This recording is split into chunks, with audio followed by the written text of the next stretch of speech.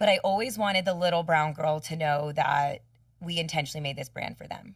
So it's just like those little things that I think about that I'm like, as we grow and scale, even if nobody else knows, I know that like I thought through how to make people feel seen from my community. I love that. Hello, it's Brooke Devard, and you're listening to the Naked Beauty Podcast. And if you're with us here on YouTube, you are watching the Naked Beauty Podcast. I am so excited about today's episode with Deepika, someone who I have admired for so long, ever since I first tried the Live Tinted color corrector. It was a stick. I think it was like pandemic times, like 2021, when I really started using it. And I am someone that has always had dark circles. People say that you can fix dark circles, but it's genetic. I've had dark circles since I was a young kid. So I was very excited to find this amazing color corrector stick. And since then, I've gotten into more of the products.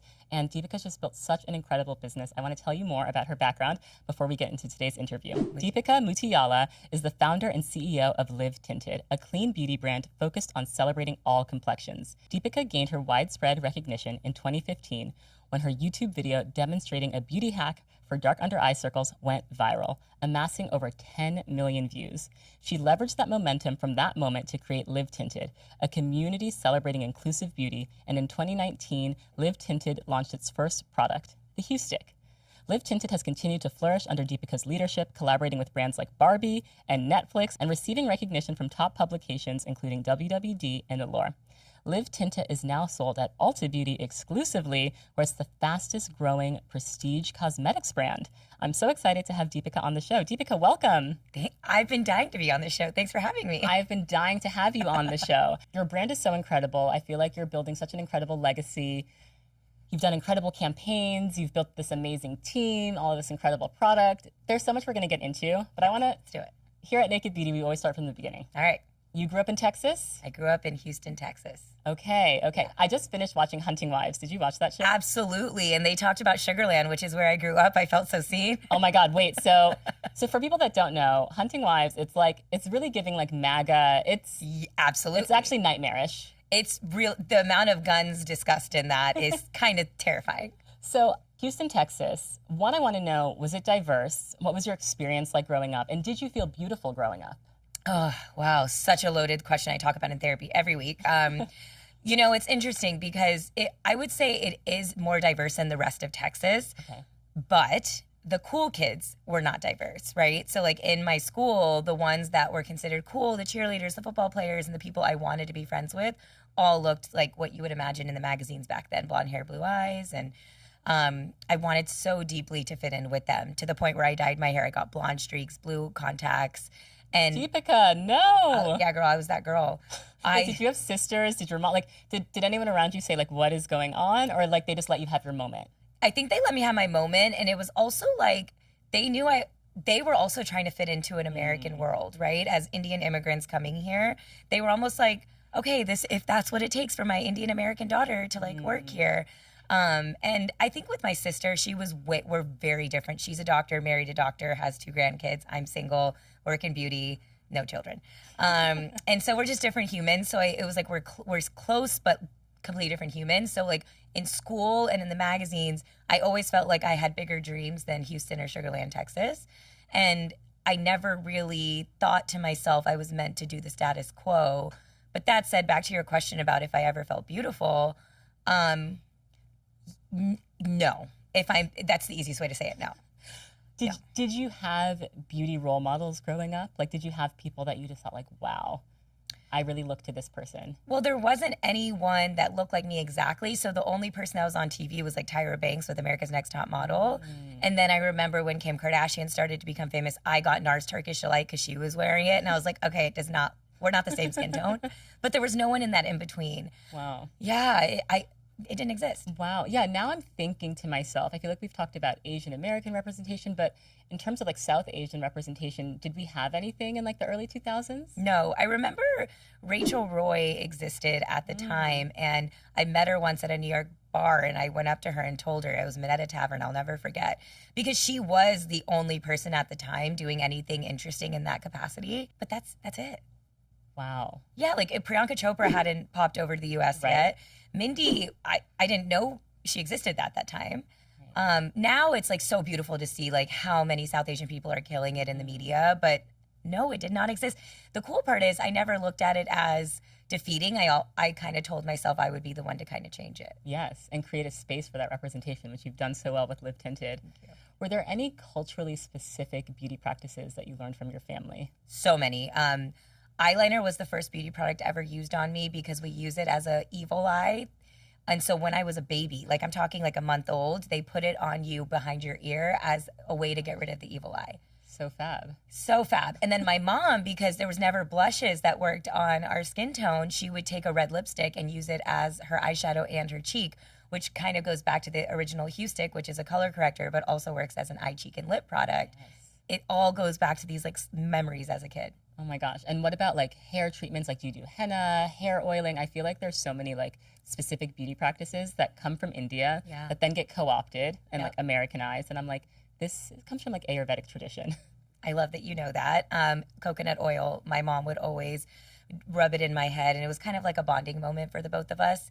And yeah, like, you know, yoga and coconut oil, all these things are totally co-opted, but it's exciting that now there are actually Indian-owned brands that are thriving in like the hair category specifically. Yes. I know Ranavat. Yep. And then Fable in Maine. Fable in Maine. And then there's another one. They have, it's like their shampoo is like a concentrate. Gosh, it's like a twist cap.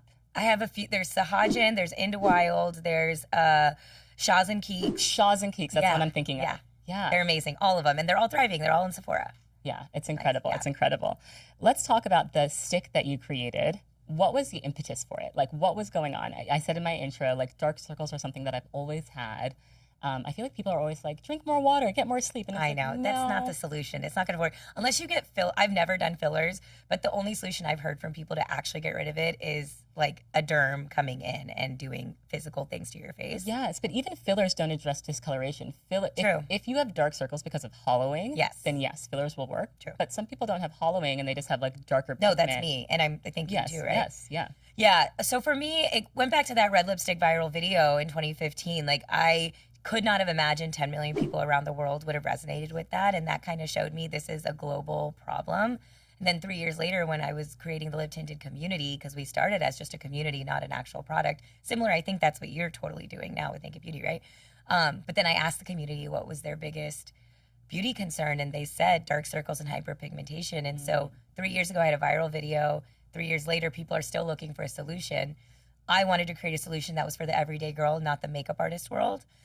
Most color correctors that exist in this space are very artistry. Yes, and they're intimidating. Very intimidating. I'm scared. There's like a color wheel with green, purple, red, orange, yellow, and I'm not that. I'm an everyday girl who wanted to simplify beauty. And so a stick to me makes it so approachable and so easy for anyone. Yes. But also making it a multi-stick, so it's an eye, cheek, and lip product, makes it also so it's multifunctional. And so somebody who's intimidated by color correcting could still pick it up and say, wow, this is a beautiful lip color. Yes. And, you know, I think that your brand also did such a good job on product education, because it was through Live Tinted that I realized, okay, with this skin tone, I need a more orangey, peachy color corrector. I feel like people don't know. So how do you figure out like skin tone to color corrector? It's funny because when that video went viral, there was a lot of like articles testing a red lipstick under their eyes, and they were like Caucasian women with really fair skin. And I was like, no, that works for me. Right. So then when we launched the Huesticks, it was really important to me that we did a light, medium, and deep shade to make it clear that for different skin tones, it's also based on the level of discoloration you have on your skin. Somebody could be fair complexion but still need the orange one because of the deep levels of hyperpigmentation they have on their face. And so we really did focus in on that. And at the time, we really just used people from our community, and it was really awesome for so many different reasons, right? Like, I want people to feel seen with this brand. I don't want it to feel intimidating, like more inspirational than aspirational. I love aspirational beauty. Don't get me wrong. When I see a beautiful YSL Touche Eclat ad, I'm like, wow, this is stunning. But that's not me or my brand. Yes. So we literally brought in real people to show what it's like, so somebody could come to our website and say, oh my God, this girl looks like me, and it feels doable. Yes. And I also feel like people don't realize it makes concealer go so much further. feel like people layer on concealer after concealer, and they try to conceal around their mouth and all of these areas. And it's like, if you just do a color corrector first, you don't need so much concealer. I mean, you are my ad right now because it's so true. I think people think they're adding another thing to their routine, Right. but what they don't realize is actually you end up using way less product in general. In fact, you could just do color corrector in your foundation because the color corrector is acting as your the way to like even out your skin tone, and then go on with your foundation, and then just take a concealer and dab it wherever you want brightening. Yes. No, it's so true. Whole different routine. It just takes some time to learn it. Exactly, exactly. So I kind of glossed over this, but you were a content creator to start. Tell me about your content creator journey. Well, it's crazy because at the very beginning, I worked at L'Oreal corporate. Okay. So my What'd you do at L'Oreal? It was an internship to like learn about how all of L'Oreal works. It was my first college internship. But this was my dream since I was a 16-year-old girl growing up in Texas and seeing the cool kids and, walking down beauty aisles and seeing no one who looked like me and products that weren't made for me. So I told my parents, who were like, go become a doctor. That isn't happening. And they just thought it was like a cute dream. But everything I did, my college, and I worked in, my major was business marketing. I got an internship at L'Oreal because I won a case competition at my college. And then after that, I worked at L Brands because I wanted to work on Victoria's Secret Beauty. And then very quickly got this itch to work in the startup world. And Birchbox, do you remember that company? Of course. So Birchbox. R.I.P. Birchbox. I know, R.I.P. Birchbox. But you know what? Best experience learning what beauty was like at a startup company run by really smart female founders. And so they were pioneers in the box subscription company space. And so I was employee like 21 there. And so I touched every part of the business while I was there. I used it as my business school. Worked until like 7 p.m., then would go to like an event to help network for Birchbox too. I met so many, that was the time that I met like Meghan Markle, Jessica Alba, and the support they have given me to this day with Live Tinted is unreal. Beyond just like talking about the product, just behind the scenes being like one phone call away. Like Jessica's like so kind to help women founders in a way that is kind of confusing because when you see someone on TV, you're like, oh my God, she's so beautiful and she's going to be unapproachable. But I think because she also is a beauty founder and as a Latina woman, she's like, there wasn't anyone to help me. So I really appreciated that. And I treated Birchbox as my way of networking and building my whole, beauty footprint as much as possible. I think that's so important for people to hear because so many young people are so eager to jump into entrepreneurship. And it's like, I always say, like, get paid to learn, right? Go work at a startup, learn on the job, see how they do everything, see how they're managing the accounts, how they like manage operations, and then take, you're getting a salary, but take that knowledge. Not a great salary, but that's the point is if Right. you're not getting the money that you want, get the experience and the learnings and the foundation and the network you want. Exactly. That's how I felt about it. It was like, living in New York making pennies, but I treated it like I had my dream job. I really did. I got to play with makeup every single day for a living. Like, how cool is that? And milked it for everything. Like, my actual job, I also did editorial for them. And then I got to learn product development. I made it very clear to the founders that I wanted to have my own brand one day. I just voiced it, and they helped give me the opportunity. And in fact, the product development teams I worked with once I left the company were people I met at Birchbox. That's amazing. And that speaks to another thing that I think is so important. Make your ambitions known to the people that you work for. Yeah. So let's say you're in a boring accounting role and you want to do more social, like tell your boss, I want more exposure to social media. And expect the fact that you have to do it in your free time. Yes. You still have to crush it at your day job. Of course. And so that's what I always did. I would just stay longer hours because I recognized in my 20s that like this ambition of mine is greater than a 9 to 5. Yes. Do you find that the younger employees at your company share that same work ethic? I think that they have a completely different way of looking at life overall. And it's been very interesting learning from them. We have to, right? Because it's the new workforce in front of us. Work-life balance is really important to them. And remote and flexibility is really important to them. Yes, they do not want to have to come into an office. Absolutely not. And they also can teach me a lot about TikTok and things that AI, like I tell all the young employees, teach me things about AI that will make this business grow better, stronger, faster, and you will grow with the company. I love that. I love that. And I love the positivity you have towards like recognizing, yes, they may not work the same way that we work or like have been conditioned to work for better or for worse. Yeah. But they have so much to teach us. And it's just the reality. Yes. We need associate level employees. We have to bring them on. And so you just have to embrace the skill set that they can add value to. Yes. How big is your team? It's 30 people. 30 people, and 50% of them are field people who are full-time employees who go into Ulta doors building brand awareness for us. Oh my gosh, amazing.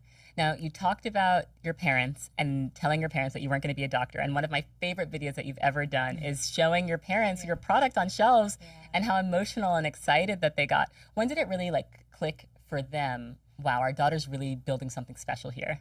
When I did when my video went viral, I got asked to be on the Today Show to do the segment on air. When I got that email from the Today Show, I quit my job at Birchbox. And I just had this gut feeling in me that if I wanted to build a brand one day, I have this window of opportunity to build an audience around myself. And there was no one that looked like me growing on YouTube at the time.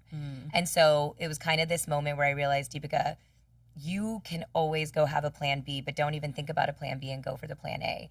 And when I went on the Today Show, it was so funny. My dad was sitting backstage with Kid Rock, and he definitely had just thrown up in the bathroom. Like, he had a hungover day. Very on brand for Kid Rock energy, you know, but he crushed it on stage, came out. My sister was my model on air. And I think what was cool for them is telling your friends that your daughter's a YouTuber is like, what does that even mean? But telling your friends that your daughter was on the Today Show is brownie points, cool auntie, uncle points. Like, everyone was just like, whoa, that's your daughter.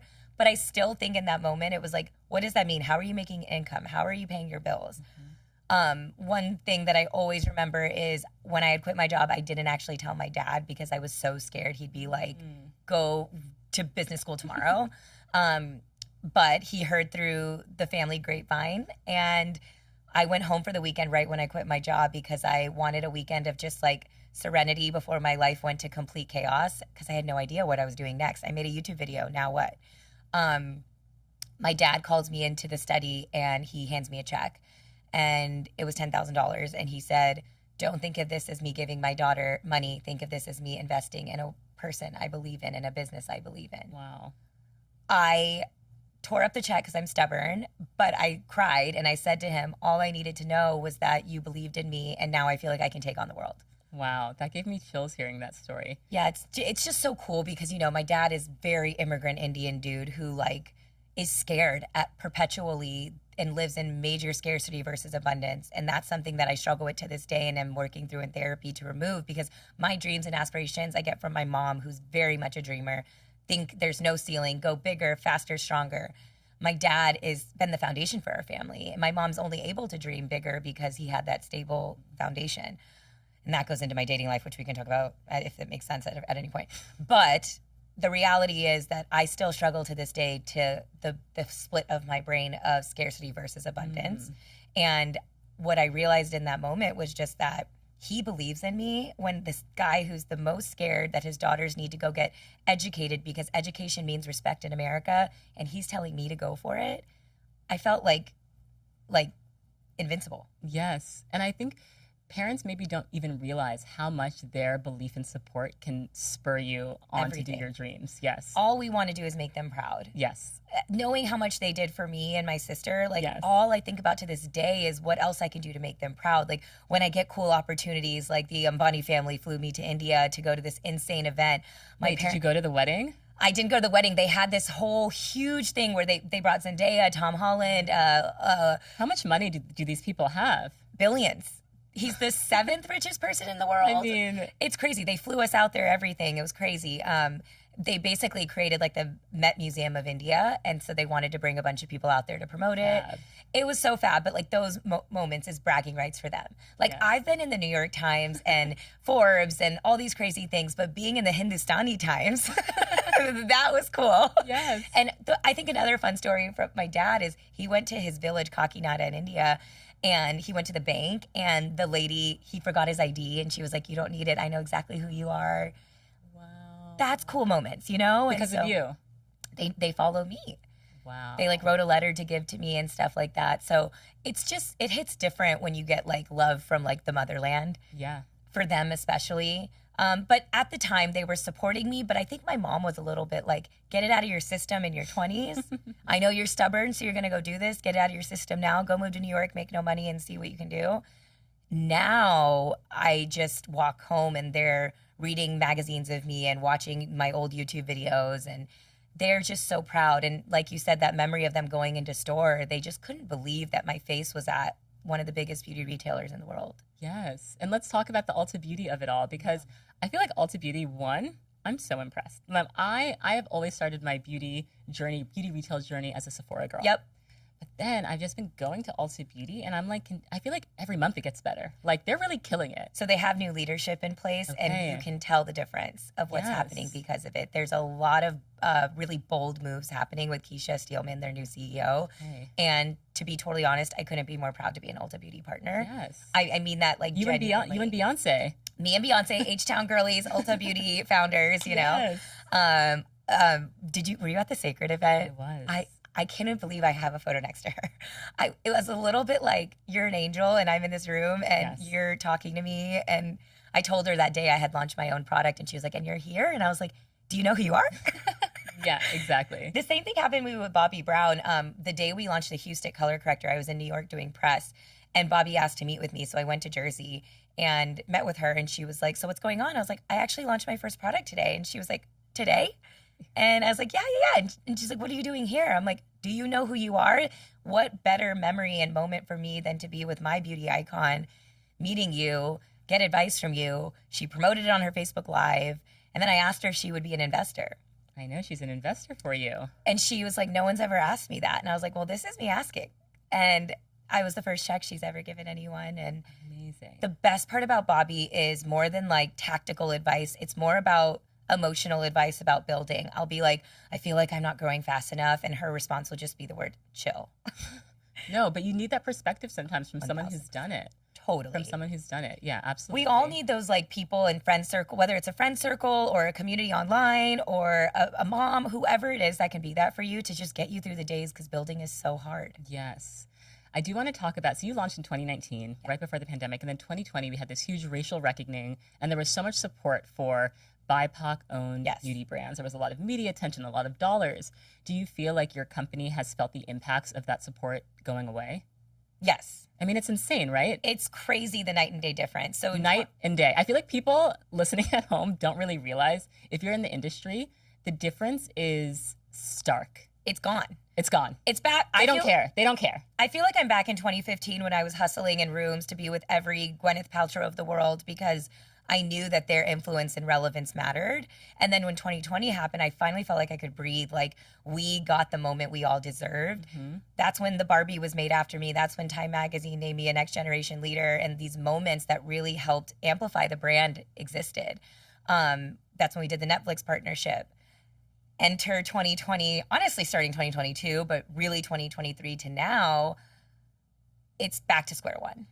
Back to square one. And I think that's really important for me to say because, you know, whenever I do these interviews, people talk about us as an inclusive beauty brand.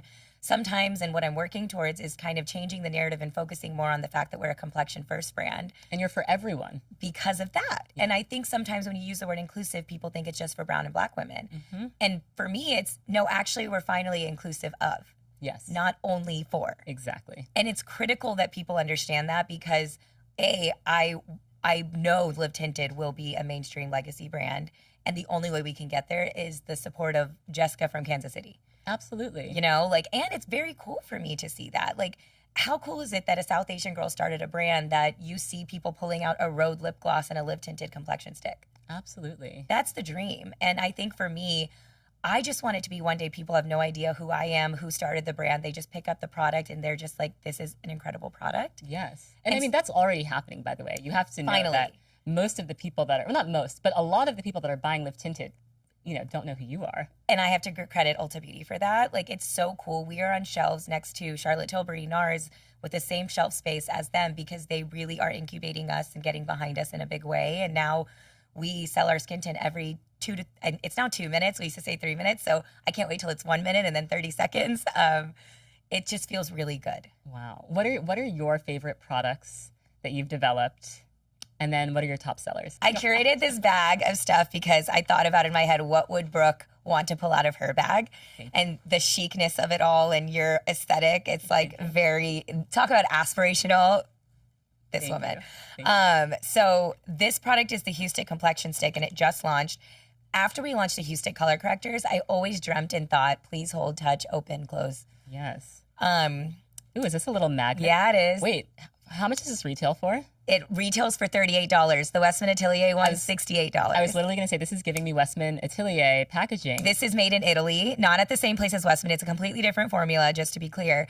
But It feels great. I'm still on the packaging. I know. And then the formula's an Italy formula, semi-matte, so it gives you that, it's satin finish on your skin, you know? See, I need to like show the camera. Where's my camera? And I went, did I get the shade match right? This is definitely the right shade. Oh my God, well great, we brought 3, but there you go. Oh my gosh. The coolest feeling has been, especially Black women, swatching it on their face and being like, and how perfectly it matches their skin. Wow. Do you see that? Yeah. And I love the satin finish, and it feels very lightweight. Second skin.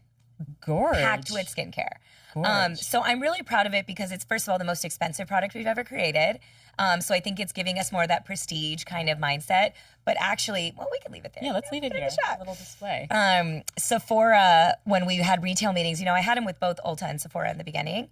Sephora said to us, after the Huestick, come out with a complexioner concealer counterpart. What I don't think people realize is that coming out with any complexion product is very effing expensive. Yes, which is why a lot of brands, I'm just going to say Euphoria, sorry, let's just say it, you don't have to say anything, shouldn't do it unless they're ready to do it. Either don't do it or do it right. So it took us 6 years because it was critically important for us to do it right. It's what the whole brand stands for. Live Tinted. We have to do the tints a service to our community. And so as much as I wanted to listen to them and I agreed, they specifically said it could be your Kylie lip kit. You have the corrector and the concealer. I remember when I first met you at this, it was at Sacred. You were like, why aren't you doing dual-ended corrector and concealer? And I for sure thought about that. By the way, for people listening, I just like meet founders and just like give product feedback, like unsolicited. I love it, but I feel like it's helpful. Like if people give me product feedback on my fragrance, it's so helpful. I love feedback from team members, community, founders, everything. It's the way you grow. But a lot of it was that. Like I couldn't produce 50 shades. I couldn't produce 20 shades. The Huestick color corrector allowed us to have our roots in complexion because it was a color corrector. So day one, we believed in it, but also affordable at the time for what we could do with the minimal funding I had raised. And so now I'm just so proud that our skin tint is, like I said, sells every 2 minutes at Ulta Beauty. And I'm so excited about that because our SPF product is the other best-selling product from us. We, at the time, and this is going to be a little controversial, but I feel comfortable talking about it. We created with the claim mineral no white cast SPF and won a WWD Innovation Award for it. And at the time, it was the first to ever like lean into that kind of story and narrative, right? What I've learned since then is, of course, on the deepest skin tones, it does for sure leave a white cast. What I was speaking to was as my skin tone growing up. I never had an option that just didn't leave a full-blown white cast. A full mask. A full-ass mask. Sorry, I don't know if I can cuss on here. You can. So I was really proud that claim, by the way, was never being even said by people until we created that and won the WWD award. Then all of a sudden, every single brand, Supergoop, It Cosmetics, like go down the list, they were trying to create no white cast formulas. But then they were saying it on their chemical SPFs, and like, duh, that's easy to do. Putting no white cast on a chemical SPF is kind of like, that exists and has always existed, you know? So the skin tint was exciting to me because we could still say the no white cast because it obviously has like the pigments in it for your skin tone. Right. And again, I think for me it was more about the awareness and the idea that like, hey, brands, just do better. Yes. No one's saying to be perfect, just do better. So the skin tint was kind of exciting because it let me hybrid the 2 categories I'm most passionate about, which is SPF and complexion. Yes. And the fact that it's winning. It's the number 2 skin tint at Ulta Beauty after Bare Minerals. Wow. Which I feel like is just ours for the taking. Yeah. You know, absolutely. If it's Bare Mineral, I'm like, I got this. We got this. Bare Minerals, watch out, count your days. I mean, I'm just saying, like, I feel so proud that we're number 2. Think of all the other skin tints at Ulta. Gosh. Crazy. Yeah. So I do think this complexion stick is super special, and the sales are showing that it's like not cannibalizing our skin tint. It's just growing with it. Incredible. And I just always dreamt that Live Tinted would be known for complexion, and it's happening. And it's a very expensive wish to want to win in that category. And so we're slowly doing it. We launched with 20 shades. And what I've always believed with inclusivity is I can't do the 50 to 100 shades that like the legacy brands can do. But what I can do is do the same amount of shades for deep, medium, and light skin tones. Yes. Even knowing that I don't have enough brand awareness to sell my deep, deep, deep skin tones just yet. But it was important for us to create it. And mostly we sell are the fair complexions and skin tones because that's just Ulta Beauty's demo. So the reality is those pretty much sit on shelves and we're eating the cost for now, but we felt it was important to do as a brand. It's so important, and I think customers recognize it. I think customers so. recognize it, absolutely. You talked about dating briefly. I'm gonna like jump into your dating life. The non-existent one. Let's do it. It's non-existent? You know, okay, so here's the thing. When you're building a company, yes, where the hell is the time to even think about a man, you know? Like, I was genuinely, like, not taking care of my health, like, barely made it to friends and family's weddings or birthdays and things like that. And now that I have a 30-person team, I do feel like I can take a breath and think about this thing called, like, my personal life, which is so nice because I'm at a point in life, I'm 36 years old. I'm so close to my family. I want a family so badly and so deeply, and it is absolutely a focus in my life right now. The thing about dating in LA is... Let them know. The thing about dating in LA is it's a lot of dreamers with dreams that they're going towards, and I obviously cannot hate on that because that was me, but that was me at 25. Okay, so what Deepika is saying, this is code for broke. They don't have jobs. I'm pro W-2s is what I've decided. No more W-9s or 1099s and going for a W-2. And it's crazy because the last few men I've dated very much were these dreamers. And of course I gravitate towards that. But I told myself Deepika, would no longer give airtime to exes. But what you said is exactly right. No more of that. No more of that. You know what I realized is I used to be a girl that was like, power couple and like let's walk into rooms and be this thing like we're Jay-Z Beyonce vibes, right? Now it's just about like the peace couple. Like who brings me peace? Who do I go home to that brings me that peace and stillness? What doesn't bring me peace is going home to somebody who's doing nothing. Right. Like that's just unattractive to me. I'm too ambitious for that. Like have something you're passionate about and go for it. Like that fires me up to be around a partner who's doing that, you know? Yes. And I think it's not that the dreamers that are building their insert project here can be that. But I think at 36 years old, you have to have a baseline to where I don't have to sacrifice my lifestyle to cater to yours. Yes. And I found with the last few people I've met in LA, like I was like not ordering the next glass of wine because I was like, oh God, is it going to be weird when the bill comes? Like it's the little things like that. Yeah, of course, of course. I'm just now like a man, like the things my dad wanted for me, the doctor, the lawyer. It's like they don't have to stress about the bottle of wine. Right. No, I know. And yeah, I think you need to find someone that's on your level. It's so hard, girl. You have any suggestions? Where do I find these fake humans? You know, I don't know. Women are just superior. That's just the problem. Yes. Is that like I was going to say date women? I don't know. I've been given that suggestion many of times. I think women are the most beautiful people in the world, but I'm attracted to a man if I can find a man. Right. I keep finding boys. Right. Unfortunately, attracted to men. I think my friends who are in these relationships where I'm like, wow, they are a power couple. Wow, they do have this equal partnership. They met younger. Yeah. Like when did you meet your husband? I was 23. Right. And you're building together. Yes. So different, right? At 36, I have created a certain lifestyle for myself. And so finding someone who can keep up with it is really hard. And also, I don't care how girl boss I am. I want somebody who makes me feel feminine. Of course. In that energy, I want to be able to feel like I want to go cook for you. Right. I want to be that girl, but I have to feel like I want to do that for you. Yes. You said it all. I think I got to move to New York at this point. All my girl boss friends are saying, set your hinge to New York City. That's where the men with jobs are. But I also think it's where the men that are just trying to chronically date Peter Pan syndrome and not settle down are. I know. Maybe London. That's where I met my husband. No way. I do love a London boy. Yeah. The accents are great. Maybe that's it for you. Yeah, I'm thinking like London or Midwest energy, you know? But okay. London feels better because of just like lifestyle and things like that. But yeah, I'm open now. Every time I meet a friend, a girlfriend, I'm just like, you got anyone? Let me know, because these dating apps are not it. Oh my gosh. Well, I was going to ask you like your go-to makeup look, beauty look, fragrance vibe for like a date night. Okay, when do those have do that happen. Okay, so yeah, give us the rundown. Okay, so I think for me, it's about being effortless. Yes. I don't want to be try hard. Like I'm not wearing like a bodycon dress for a first date. Right. The last first date I went on with my ex was the Getty Museum, which was like so cute. lovely. And That's then we went to a little date. beach house in Malibu, which was so lovely, the whole thing. So I did get like a blowout. Okay, we love a doesn't know blowout. this. I don't think I'll watch it though, so it's fine.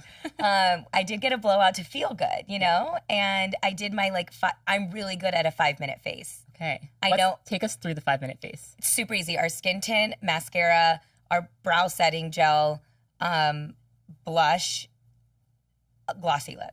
Love. It's like literally five, Which six products. lip gloss do you use? Unity Balm. I gave it to you. Yeah. Oh my gosh. Okay, I'm excited. I know to try. Lola Tongue just posted that it was her favorite, and I love the Summer I Turned Pretty, so it was like really exciting. Yay. Okay, what fragrance do you go to for it? It's Dior. I know that, I don't know if that makes me basic or not, but it's No. the one, I think it's J'adore, but it's a white bottle, not the clear bottle. With the gold. With the gold cap. And I think it's just so feminine, and it brings me in my feminine energy, and that's what I'm going for. If it's a nighttime situation, I love Beyonce's fragrance. Ooh, yes. Saint Noir. It's delicious. Yes. I feel like empowered. I feel like Beyonce. Yes. It feels so good. But during the day, every single day, including today, I wear the Dior fragrance. Okay, I love. Well, hopefully you love the Naked Beauty fragrance and can get into that. First of all, when I smelled a little sample of it, I still remember it. I felt like it was the perfect mix of like woodsy, which is also my favorite candle. I hope you come out with a candle. It's like this woodsy, but also earthy, but like sexy, and has a touch of feminine. Yes. Thank you. Thank you. What are your skincare products that you love? Because you have such gorgeous skin. So you must have a very in-depth skincare routine. What are we reaching for? So I would like to thank my mom for having great skin. Even to this day, she's just beautiful. I have, for the last 5-6 years, stuck to the Tatcha cleansing oil to take off my makeup. Hey. Double cleansing with Beauty Stat, Ron Robinson's cleanser. And then I will use our Live Tinted. We have a hyperpigmentation serum stick. So we're not deep in skincare, but when we launched, it was important for us to own hyperpigmentation across skincare, sun care, and makeup. Love. So we have a really great hyperpigmentation serum stick that has bakuchiol as the main ingredient. So like it gives you the benefits of that without being harsh on your skin. Right.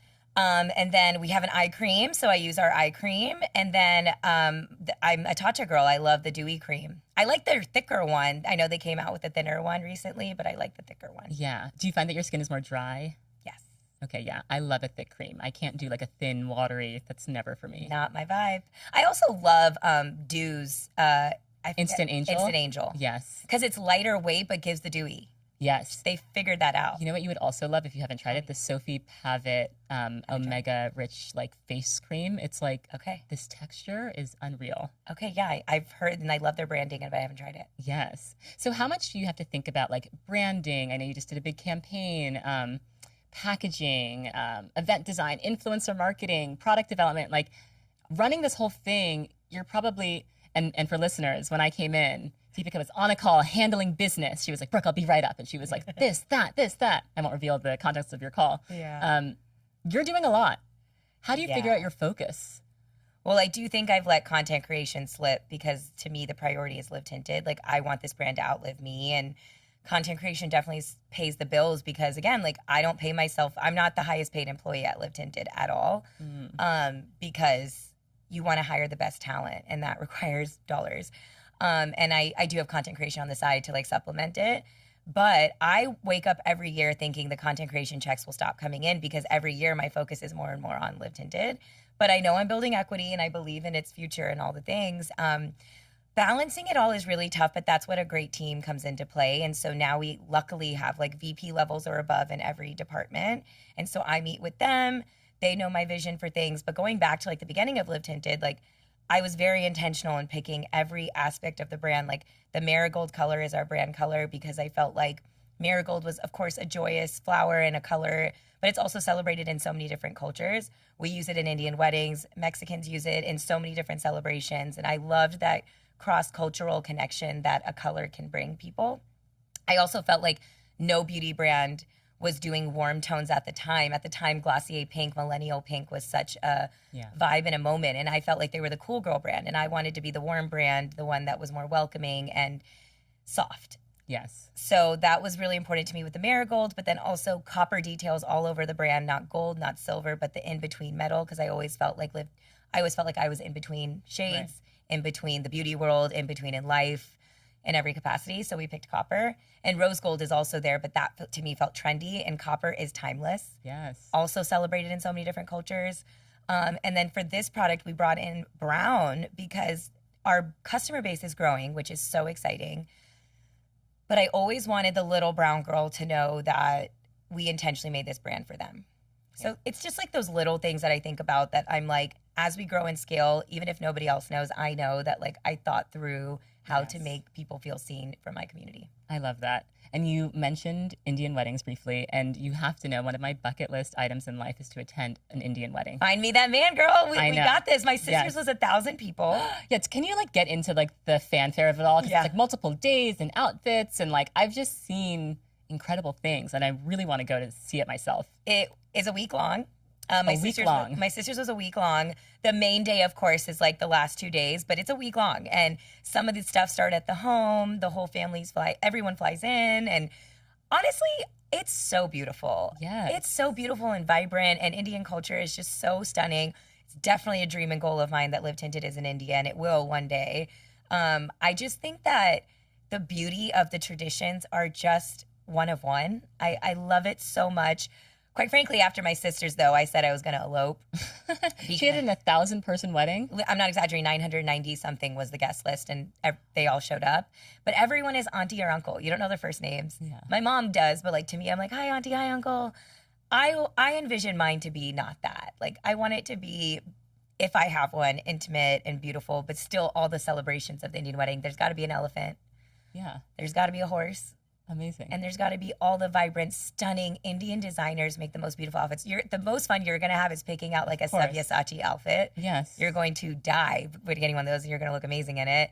I think that's the beauty of it all. And it's just really cool that like India is more and more getting on the map. It makes me so excited because the rich beauty practices, like we talked about earlier, are just the dopest. And so, yeah, you got to go to an Indian wedding. Hopefully it's mine. Yes.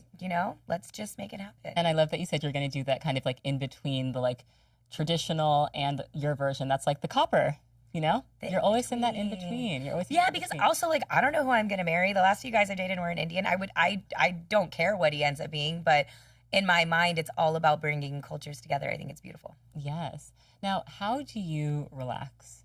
What's that? What does a day off look like for you? It's really hard because, again, like if you shut off your Live Tinted brain, there's always the content creation brain. So, like, I just got back from Capri, and it's like, it's great content. Right. And so now you have to think about editing it and posting it, and what's the... Right. Luckily, I have a social girl, so, like, she does but I have to think about in the moment of, like, laying on the beach. Right. Let me get the shot. Let me, like, wipe off the sunscreen on my lens so the shot is clear. And I'm, like, a couple glasses of rosé in, like, it's just all the things. And so I think for me, the most relaxing where, like, I actually feel my brain chemistry getting soothed is when I go to Sugarland, Texas, and I'm playing with my niece and nephew.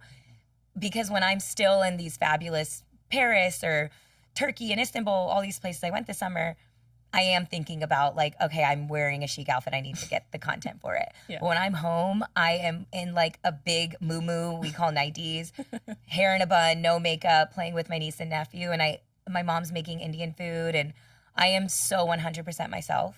I sleep better there than anywhere in the world. So I would say that's my actual unwind, and I go home very often. Nothing here. Like if I was off in LA, I wouldn't be off in my brain. Really? Even if I went to Malibu, I would feel like I have to look cute. Right. All those things, right? Like for me, the best and the most beautiful I feel is no makeup. I had to work really hard from that high school girl I was telling you about at the beginning of this to now to like, I love my skin without makeup. Yes. I love it. I love looking at my, like the little sunspots I have. And, that confidence comes with age, I think. I feel just as beautiful with a full face of makeup as I do barefaced. And that's why sunscreen was so important to me to create for the brand, because I wanted girls to put on our products still, but feel confident in their skin with nothing on. Yes. And that's a beautiful segue into my last question, which is, when do you feel most beautiful? When I'm around people who let me be 100% me. Like when I think about my friends through the years, and I'm curious if you feel the same way, the circle has gotten smaller, but the relationships have gotten so much stronger. Mm-hmm. Some of my friends are my family. And I think especially being single in LA, when I moved to LA, I didn't feel like I had a community here at all. I was here for work, and I fully felt that. Like I was transactionally getting to know people at events. Now, I don't go to an event unless I feel like I love the person behind it and I want to support them. B, because I think they're great people. Mm-hmm. And I don't go in now thinking about who I can meet. I go in just being fully myself. And if I don't connect with the person, if I don't get the selfie with the person, I'm like, it wasn't meant to be. It'll happen the next time. And I genuinely feel like the relationships I have in my life, thinking like the most celebrity people to the people in our community who buy our products, it's all people when I wasn't trying hard. Yeah, and listen, you've got a selfie with Beyonce, so like what? It's game over. No one moves the needle after that. I do want Michelle Obama, Okay. but that's not like for any reason except for like I just want to meet her. Of course. Have you? I have met her.